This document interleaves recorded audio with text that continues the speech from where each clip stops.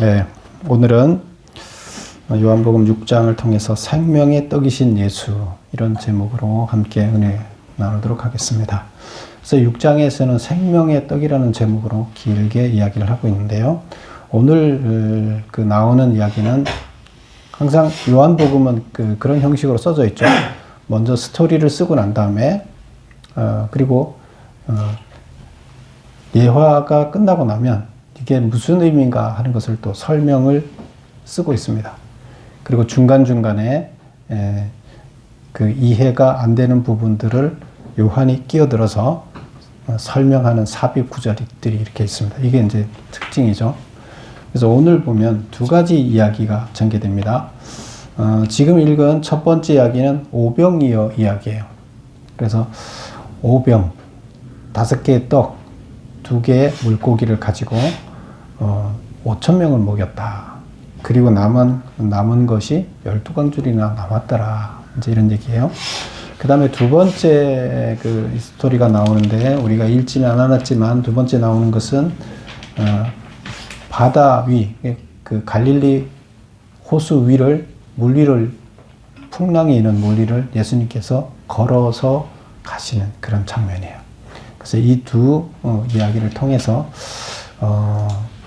요한은 이 이야기를 어떻게 해석했으면 예수님께서 왜 이 일을 하셨는지를 설명하고 있습니다. 그러니까 복음서에서는 그냥 이런 일이 있었다 하고 얘기를 써서 끝났죠. 그런데 요한복음에서는 예수님이 왜 이렇게 하셨는지, 이게 무슨 메시지를 전하려고 하셨는지를 해석해주고 있는 거예요. 그래서 그런 이야기를 오늘 보는데, 첫 번째는 오늘 스토리를 보고 다음 주에는 길어서, 원래는 이렇게 다 이어서 하는 게 좋은데 너무 기니까 다음 주에 다시 해설하는 이야기를 보도록 하겠습니다. 자, 그러면 우리 메모 보면 처음에 오병이어 표적하고 두 번째 물 위를 걷는 표적, 이렇게 이야기를 하고 있죠. 요한복음에서는 7개의 표적을 나타냈다, 이렇게 했어요. 근데 질문 하나 드릴게요. 표적을 나타냈던 표적을 이렇게 7개 표적을 기록하고 있는데, 표적을 기록하고 있는 목적이 뭐라 그랬어요? 왜 표적을 요한은 기록하는가? 이렇게 나열을 하며 설명하고 나열하고 설명하고 이런 방식을 왜 쓴다 그랬어요? 무슨 이유 때문에? 예수님이 누구신가를 말하기 위해서, 예수님 이거로 하나님이시다는 것을, 예수님은 하나님의 아들이며 동시에 하나님이시다 하는 것을 설명하기 위해서 그 증거 자료로 표적을 사용하신다, 이렇게 얘기를 했죠. 그래서 오늘도 마찬가지예요. 그 두 가지 사건을 이야기하는, 두 가지 사건은 또 한 가지 사건을 설명하기 위한 이야기로 볼 수가 있습니다. 그래서 같은 생명의 떡이라는, 예수님의 생명의 떡이다 하는, 이런 예수님이 어떤 분인가를 설명하기 위해서 사용하고 있다, 이렇게 보면 되겠습니다. 그럼 첫 번째 오병이어 사건을 보겠습니다. 1절 한번 볼까요? 1절, 그 후에 예수께서 디베랴의 갈릴리 바다 건너편으로 가시매. 여기서 디베랴라는 지명이 나오죠. 디베랴. 지도를 한번 볼까요? 앞 페이지를 한번 보세요. 지금 갈릴리 호수예요. 갈릴리 호수는 그 위쪽에서 이렇게 물이 내려와서 갈릴리 호수 고이는데, 그 위쪽이 어느 산에서 내려온다 그랬어요? 헬몬산, 해발 4,000m 이상 높은 그 헬몬산에서 그 눈이 항상 쌓여있다 그랬죠. 거기는 그 눈이 여름에 녹아내리면서 그 물이 갈릴리로 흘러내려오는, 그래서 이 낮은 지역으로 흘러내려서 갈릴리 호수를 이루고 있다, 이렇게 얘기를 했죠. 그래서 이 호수가 작지가 않아요. 굉장히 넓어요. 그래서 사람들은 이걸 호수라 생각 안 하고 바다라 생각하고 있어요. 왜? 굉장히 넓기 때문에, 끝이 안 보일 정도 넓기 때문에. 그래서 보면 디베랴 한번 찾아보세요. 그 호수 서쪽에 있죠. 이렇게 점을 찍어 놓고 그 글씨가 호수 중간에 디베랴라고 글씨를 썼는데, 그 갈릴리 바다의 서쪽에 보면 함맛, 그 위에가 디베랴예요. 그 디베랴라는 데가 유명한 도시예요. 그 도시가 왜 유명하냐면 그 신도시를 만들었는데, 그 로마, 이때 당시는 로마 지배하에 있었다 그랬죠. 그래서 로마에 어떤 유명한 왕이 있었는데, 로마의 통치자가 있었는데 그 통치자를 기념하기 위해서 신도시를 만들었다. 여기 이제 분봉왕으로 다스렸던 왕이 헤롯이었죠. 근데 헤롯이 그 신도시를 하나 만들었어요. 그래서 이쪽 지역에서 이 갈릴리 그 바닷가 주변에서 아주 굉장히 신도시면 잘 짓겠죠. 그래서 잘 계획한, 잘 지어진 도시다. 그래서 디베라, 유명한 도시예요. 그래서 발전한 도시예요. 그리고 이제 이 반대편에 오늘 나오는 게 벳세다 한번 찾아보세요. 북쪽에 있죠. 그래서 디베라의 반대쪽 건너편 벳세다 바로 옆에 보면 또 가버나움이 있죠. 그래서 우리가 성경에서 많이 듣던 이야기죠. 디베라는 많이 안 들어봤는데 가버나움이나 벳세다는 많이 들어봤죠. 벳세다는 어디나 하면 베드로의 형제 안드레, 또 그들과 또 빌립, 이 세 사람들을 여기서 부르셨어요. 여기 그 사람들 고향이에요. 그래서 오늘 전개되는 배경은 어딜까요? 네, 벳세다예요. 벳세다. 누구 고향이라고요? 베드로와 안드레와 빌립의 고향이에요. 그 지역에서 오늘 오병이어 사건이 벌어진 겁니다. 이제 다 대충 아시겠죠? 그런데 이 갈릴리 바다를 이 디베라라는 도시가 만들어진 후에 사람들이 디베라 바다라고 이렇게 또 부르기 시작했어요. 그래서 갈릴리 바다라고도 부르지만 디베라 바다라고도 이렇게 부릅니다. 그런 걸 알고 이제 본문으로 들어가 보겠습니다. 1절, 6장 1절. 그 후에 예수께서 디베라의 갈릴리 바다 건너편으로, 그래서 디베라에서 갈릴리 바다를 건너서 건너편으로 갔다. 그래 어디로 갔느냐? 여기서는 안 나오죠, 이름이. 그런데 이 사복음서에, 신약의 사복음서에 다 이 오병이어 사건이 다 기록되어 있습니다. 공통적으로. 근데 이제 조금씩 관점은 틀리게 기록해 있지만 다 기록되어 있어요. 근데 누가복음에 보면 이것을 거기 예수님이 간 장소를 벳세다라고 이렇게 아주 표기를 해놓고 있습니다. 여기서는 표기가 안 됐죠. 그래서 건너편인데 벳세다로 갔구나 하는 걸 우리가 알 수 있다는 거죠. 그리고 2절 보면 큰 무리가 따르니 이는 병자들에게 행하시는 표적을 보았습니다. 큰 무리가 따른다 이렇게 되는데 예수님이 어디로 가셨다고요? 바다를 건너서 이 디베라에서 있다가 어디로 갔다는 거예요? 벳세다로 가셨다는 거예요. 벳세다로 가셨더니 큰 무리가 따라왔다는 거예요. 이는 왜 따라왔느냐? 병자들에게 행하신 표적을 보았습니다. 예수님이 가시는 데마다 병을 다 이렇게 고쳐줬잖아요. 그러니까 병자들을 고치는 그 표적을 보고서 뭐 병을 고치려고도 오지만 저분이 정말로 병을 고치는 게 맞는가를 확인하기 위해서, 그렇다 그러면 선지자가 아닌가, 메시아가 아닌가 이런 걸 확인하기 위해서 사람들의 무리가 다 이렇게 따라오는 거예요. 근데 이 큰 무리가 예수님이 바다 건너로 갔는데 따라왔다는 건 다 배 타고 왔을까요? 아니, 빙 돌아갖고 먼 길을 돌아서 이제 쫓아서 오는 거예요. 그 건너편까지. 예, 그만큼 사람들이 그 호수가 다 그 둘레가 엄청나요. 그런데도 불구하고 이렇게 쫓아서 사람들이 쫓아왔다는 겁니다. 3절 보겠습니다. 예수께서 산에 오르사 제자들과 함께 거기에 앉으니, 예수님이 왜 산에 올랐을까요? 4절 마저 볼까요? 마침 유대인의 명절인 유월절이 가까운지라 예수께서 눈을 들어 큰 무리가 자기에게 오는 것을 보시고. 그래서 여기까지 보면 예수께서 산에 올라가신 이유는 왜 올라가셨을까요? 예수님이 주로 산에 가서, 여기 산이라면 뭐 높은 산을 얘기하는 게 아니에요. 이렇게 구름 같은 산인데, 그 산에 올라가신 이유가 무리가 모였을 때 왜 산에 올라가요?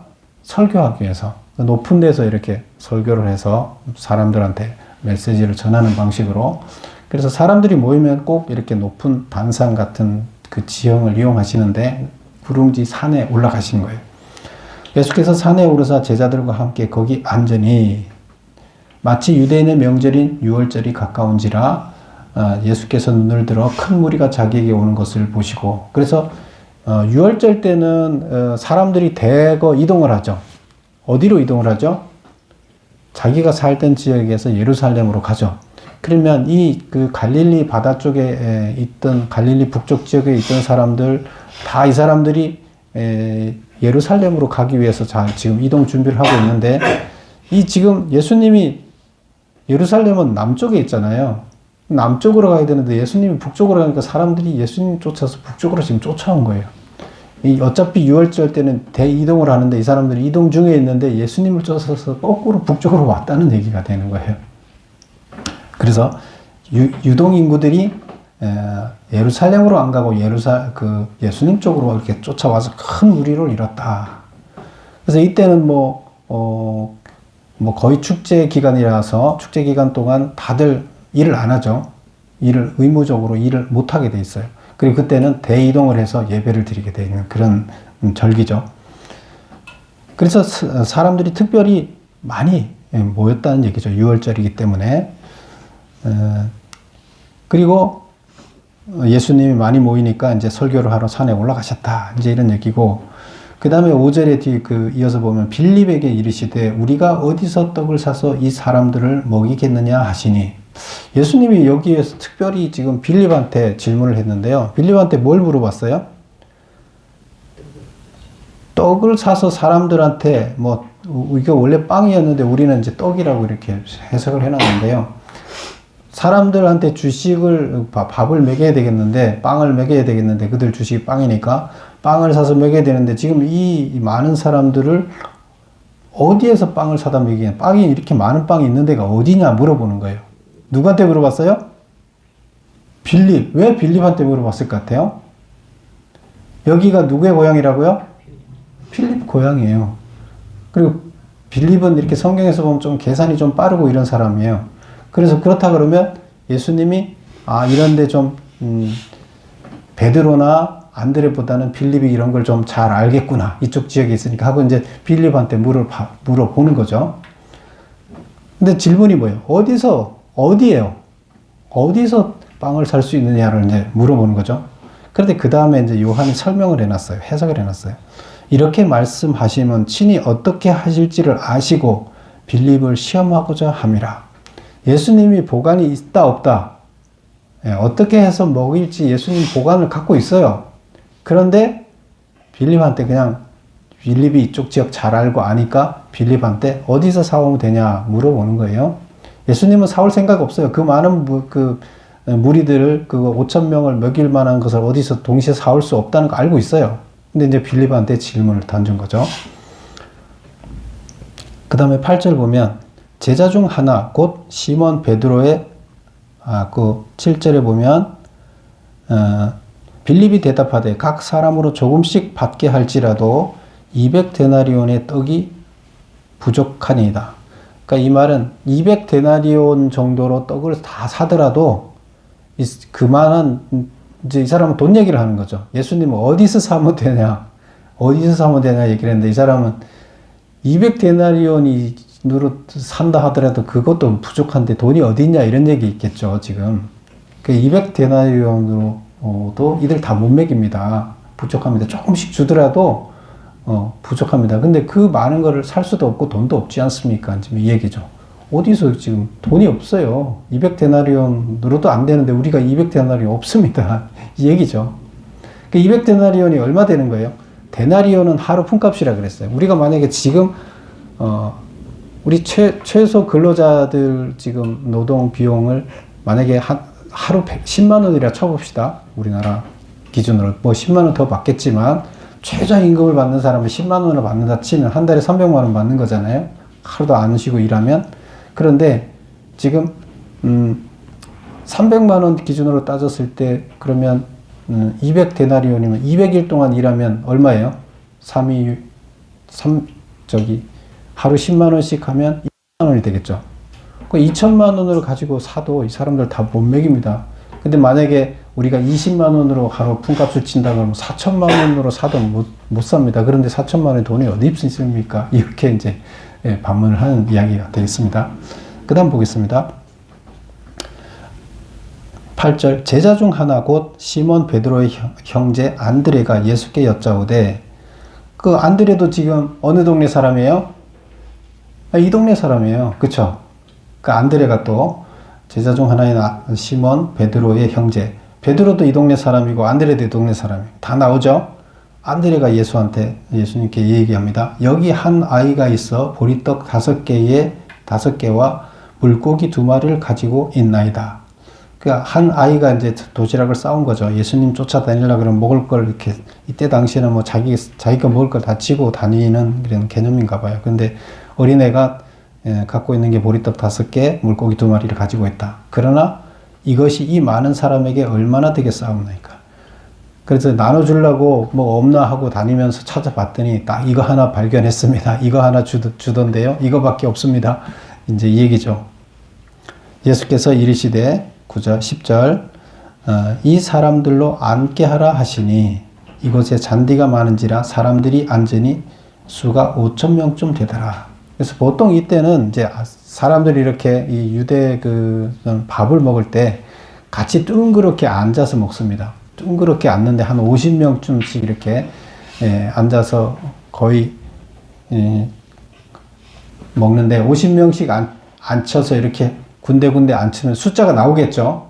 근데 이때 모든 숫자의 기준은 이 이스라엘 유대 지방의 숫자의 기준은 여자하고 아이들을 앉힌다 그랬죠. 숫자에 안 들어가요. 왜 장정만 따져요.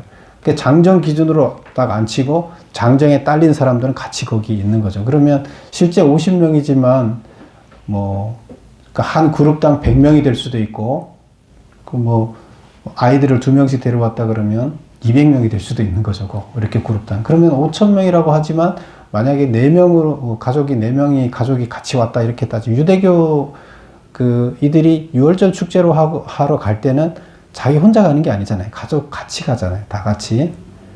같이 가기 때문에 이때 가족들이 같이 대규모 이동을 했다고 볼 수가 있어요. 그러면 5,000명이 아니라 2만 명도 될 수 있다. 이렇게 볼 수가 있죠.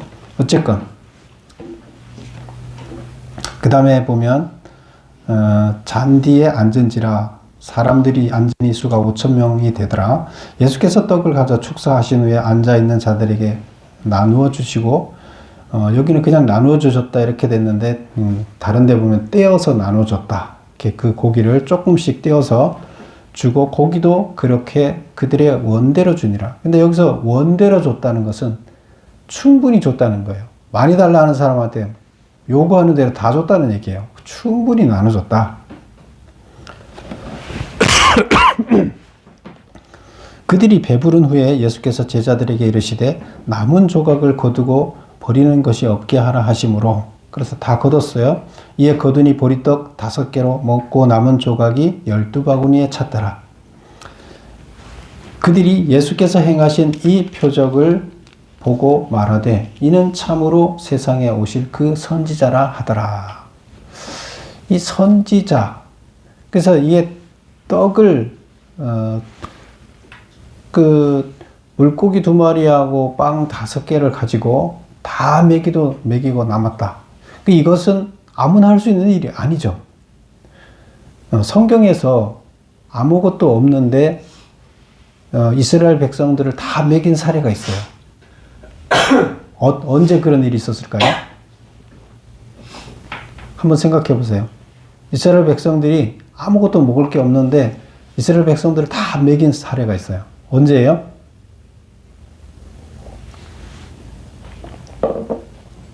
광야에서.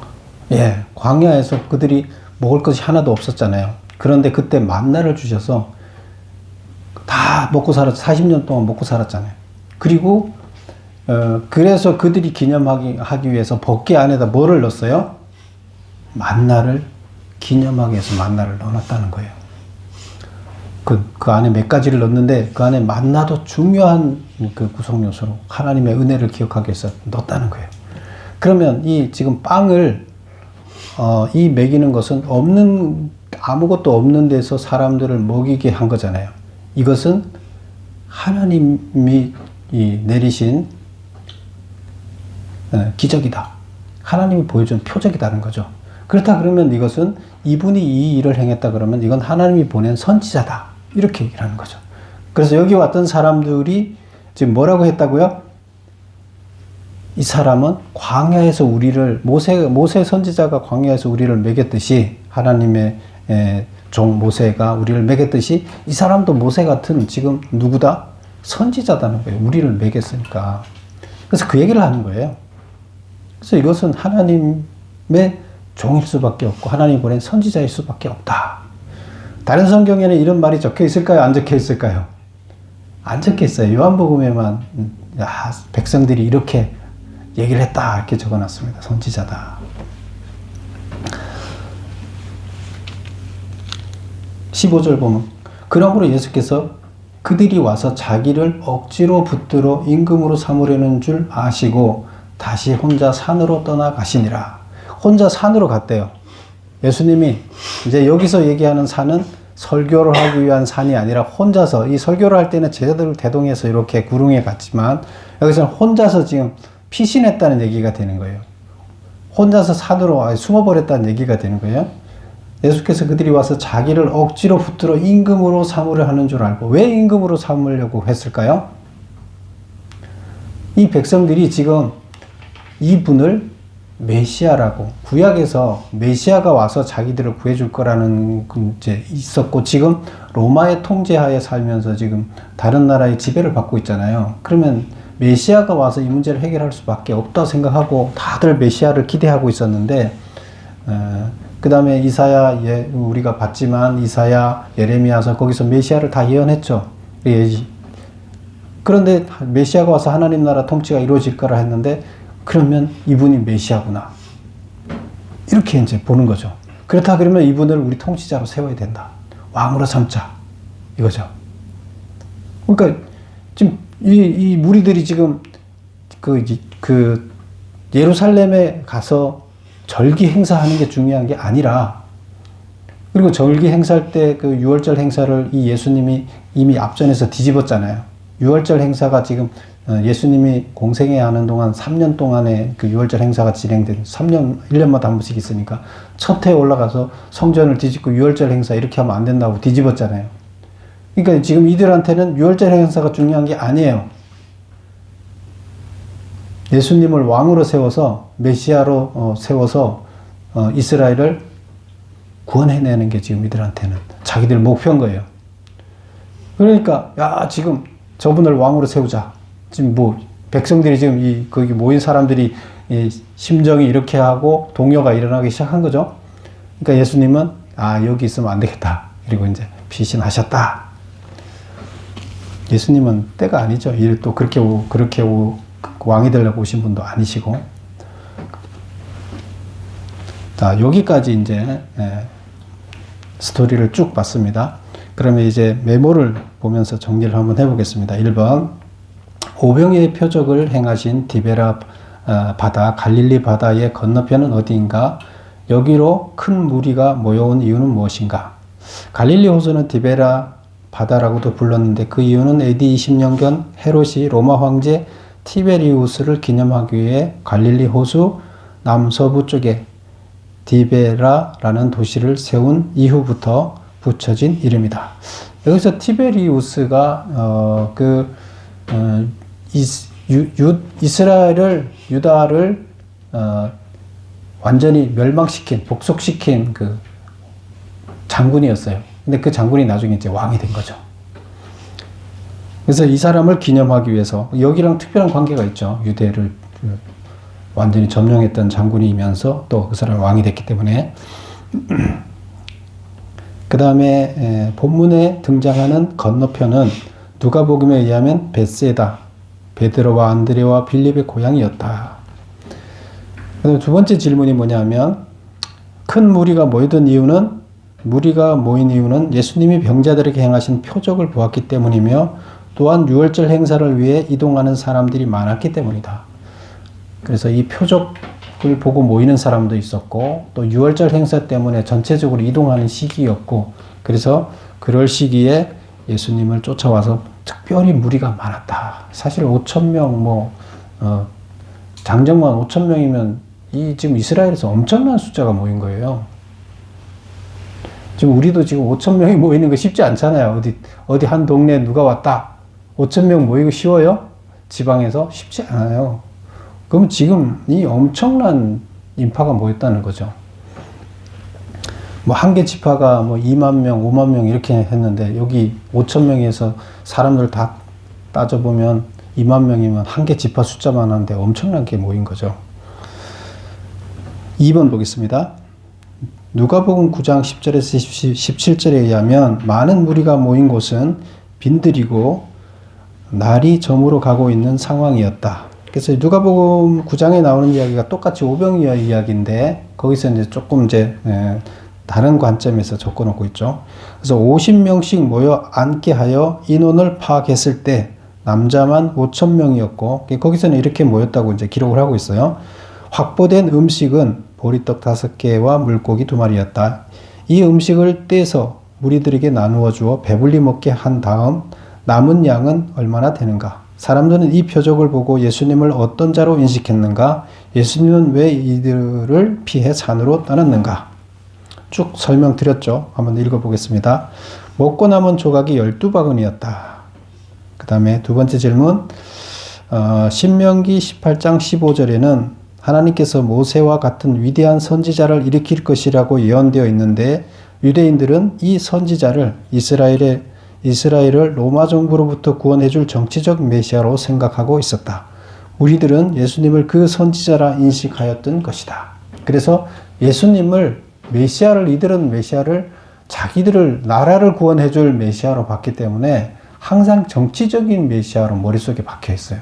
이게 큰 오산이에요. 선지자들은 정치적인 메시아를 얘기하지 않았어요.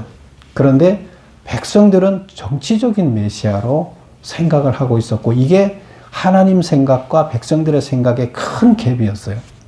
하나님은 이들을 죄에서부터 구원할 메시아를 항상 이야기를 하고 있는데 백성들은 현재의 문제를 해결해 줄 정치적인 현 시점에 우리의 고난을 해결해 줄 정치적인 메시아로 생각하고 있는 게 말씀을 똑같은 말을 전하는데 그걸 달리 알아듣는 거죠. 그래서 이게 이스라엘의 큰 이스라엘 백성들의 문제점 중에 하나였는데 이게 여기서도 이제 나타난 거죠. 그 다음에 이제 예수님은 왜 이들을 피해 산으로 갔는가? 무리들이 예수님을 억지로 붙잡아 왕으로 삼으려 했기 때문에 예수님은 이를 피해 산으로 갔다. 그래서 이것은 분명하게 요거 이제 다른 복음서에는 없지만 요한은 왜 지금 백성들이 심정이 어땠는지 이거를 이렇게 해서 기록으로 남겨놓고 있다. 이렇게 볼 수가 있습니다. 사실 이 요한복음을 쓴 요한은 자기가 수제자 중에 한 명이라고 자기도 가장 예수님이 사랑하는 제자 중에 한 명이라고 자기가 스스로 주장하죠. 그리고 그랬죠. 베드로보다 먼저 자기가 세례 요한의 제자였잖아요. 제자였다가 최초 세례 요한의 제자로서 2명이 넘어갔다 그랬잖아요. 안드레하고 요한하고 넘어왔는데 예수님 제자가 됐기 때문에 자기는 예수님의 자기 스스로는 수제자라고 생각하고 있는 거예요. 요한은. 사도 요한이. 그래서 지금 이 상황, 모든 상황들을 다 지켜본 거죠. 최초부터 제자였기 때문에. 그래서 그렇게 해서 소상히 이 이야기를 적고 있는 겁니다. 3번. 이 표적을 통해 계시하고자 했던 것은 무엇인가? 그러면 이 표적을 예수님께서 왜 이 표적을 행했나는 거예요. 근데 다른 데는 설명을 안 하고 있지만 요한은 이걸 설명을 하고 있습니다. 굶어서 죽어가는 사람들에게 굶어 죽지 않도록 생명의 떡을 줄 수 있는 자는 오직 예수님밖에 없다는 사실을 계시하고자 했다. 육체가 살기 위해서는 물질적인 떡이 필요하듯이 영이 살기 위해서는 영적 양식이 필요한데 예수님만이 영의 양식을 공급할 수 있기 때문이다. 그래서 실제적으로 오병이어는 이 먹거리 문제를 해결해주는 백성들은 하나님의 선지자가 오면 먹거리 문제를 해결해 줄 것이다. 정치적인 문제를 해결해 줄 것이다. 이렇게 생각을 하고 있는 거예요. 성경을 잘못 해석하고 있는 거죠. 자기들의 현실적인 필요를 채워줄 선지자로 생각하고 있는데 하나님은 실제로 선지자를 왜 보내요? 죄 문제를 해결하고 영혼을 구원해서 하나님 나라의 구성원으로 온전히 들어오게 만들기 위해서 하나님께서 필요로 하는 거죠. 그런 개념으로 지금 메시아를 보냈는데 이들은 반대로 생각하고 있는 거죠. 그래서 죄에서부터 구원할 영적인 메시아, 영적인 통치자, 이런 개념인데, 그런 개념으로 봤을 때 영적인 양식을 공급해 줄 분은 예수님밖에 없다. 이들을 양식을 안 먹으면 죽잖아요. 우리 육체가. 똑같이 또 하나님이 준 영의 양식이 없으면 우리가 피폐해서 죽습니다. 하나님의 양식이 우리 안에 없으면 우리는 피폐해져요. 우리의 영혼이 피폐해지고 우리가 생각하는 모든 것들이 하나님의 영이 우리 안에 없다 그러면 불안해하고 의지할 게 없게 되고 세상에서 뭘 의지할 게 있어요. 결국 모든 불안의 요소는 하나님의 영이 우리 안에 없기 때문이에요. 영이 못 먹고 사니까 죽은 거죠.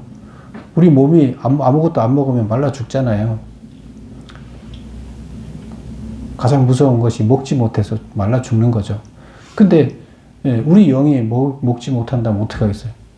그래서 그거를 예수님을 받아들여서 예수님의 말씀, 메시지가 너희들 영을 채워야 된다. 그렇지 않으면 너희들은 죽는다. 그 얘기입니다. 그래서 생명의 떡, 영의 생명의 떡이라는 거죠. 예수님 말씀이 생명의 떡이다. 이 얘기를 하고 있는 겁니다. 그러면서 이제 두 번째 이야기로 넘어가고 있는데요. 15절 볼게요. 16절 볼게요.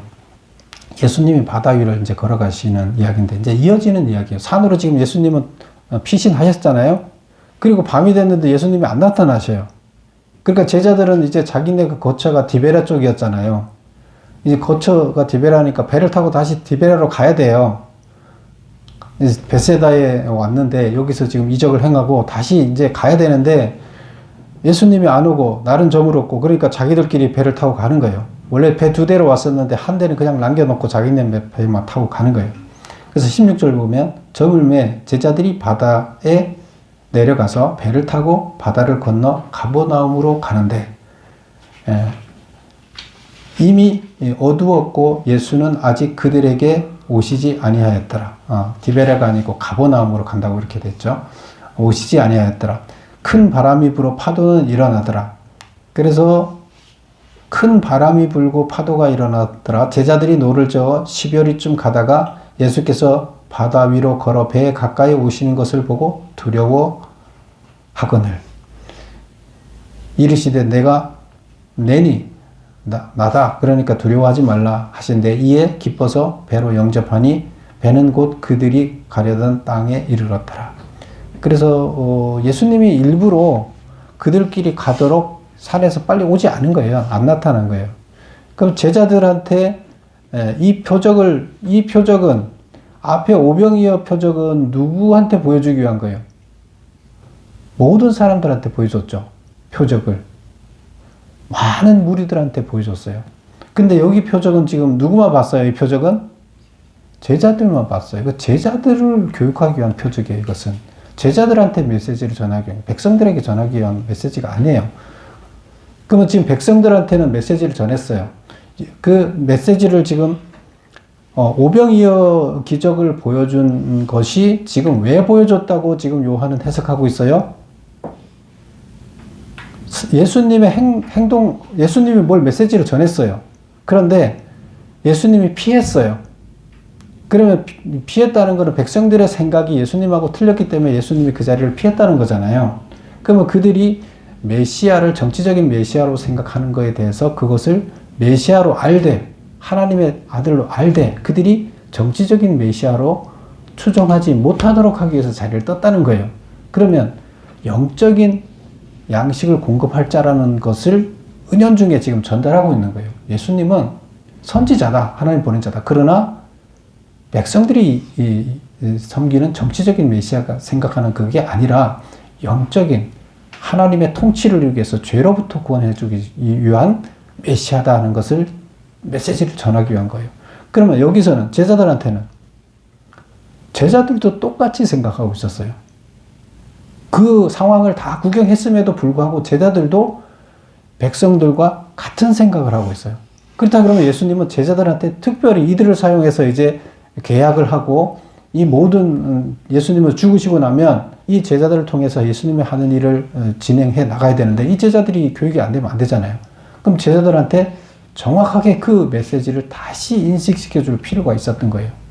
그래서 제자들만을 위한 이런 제자들을 위한 표적을 보여준 거예요. 대부분 제자들만을 위한 표적을 잘 안 보여요. 근데 여기서는 그렇게 보였습니다. 그래서 제자들한테 내니 두려워하지 말라 하신대 이에 기뻐 배로 영접하니 배는 곧 그들이 가려던 땅에 이르렀더라. 자, 메모 보겠습니다. 4번 오병이어 표적 이후에 예수님은 제자들이 먼저 배를 타고 가버나움으로 가도록 한 후 갈릴리 호수 한가운데서 풍랑을 떠나 고군분투하게 하였다. 예수님은 어둠 속에서 파도를 뚫고 물 위를 걸어서 배에 합류했으며 파도를 잠잠하게 하셨다. 제자들에게 굳이 물 위를 걸으며 파도를 잠잠케 하는 표적을 보인 이유는 무엇인가? 오병이의 표적을 본 군중들이 예수님을 왕으로 삼으려고 했던 제자들도 은근히 그렇게 되기를 바라고 있었다. 아직도 예수님을 제대로 알지 못하는 제자들에게 자신의 진정한 모습을 계시할 필요가 있었다. 그래서 제자들이나 백성들이나 똑같이 지금 예수님을 그 정치적인 왕으로 삼으려 했다는 거죠. 그래서 제자들만은 똑바로 교육을 해야 되겠다. 아직도 예수님을 제대로 알지 못하는 제자들에게 자신의 진정한 모습을 계시할 필요가 있었다. 진정한 모습 뭐요? 죄로부터 구원할 왕이라는 거죠. 왜냐하면 군중과 마찬가지로 제자들도 예수님이 이적을 행할 능력을 가진 정치적인 메시아로 생각하고 있었기 때문이다. 우리를 걷는 표적을 통해 예수님은 거센 파도도 잠재우고 자연과 인간을 통치하는 참신, 즉 하나님이라는 사실을 나타내셨고 이를 계기로 제자들은 자신들도 모르게 예수님의 신분에 대한 인식의 변화가 일어나기 시작하였다. 어떤 인식의 변화요? 참신이고 하나님의 아들인데 영적인 메시아에 대한 참신, 기존에 생각했던 생각과 예수님이 피신했던 거 이런 걸 다 알고 있잖아요. 그렇다 그러면 우리 왕으로 모십시다 소리 지를 때 예수님이 피신했고 그러면 그건 아니다.